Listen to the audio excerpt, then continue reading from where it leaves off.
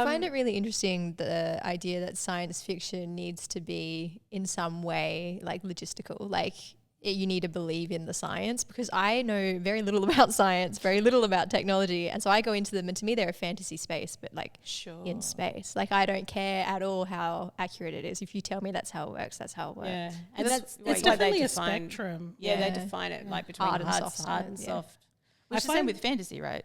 You have kind of those both ends of the spectrum where you have a hard magic system and a soft magic system. Yeah, I find there's also like a level of I find it funny when people critique sci-fi by saying, oh, but XYZ science thing is like impossible, or like they're critiquing the science behind it. And I was like, there is fiction, like it is fictional. Like, it is imagining stuff that doesn't exist. Even like, I guess the near future things where it's like close to our technologies tends to be where people go hard on it. But I was like, at some level you do have to like play in the space and imagine. Suspend your disbelief a little bit, please. Feel joy.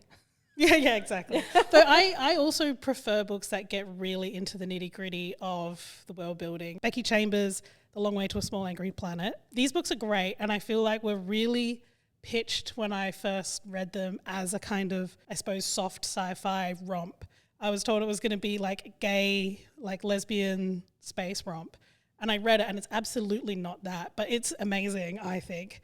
But it's very detailed into like the world building in this series is really detailed into like how these different societies function. And that's the stuff I found so interesting, is like how different species of aliens like relate to each other, what kind of societies exist, how you bring together people who are coming from such completely different like modes of experience and what that looks like. And I really enjoyed that aspect of it.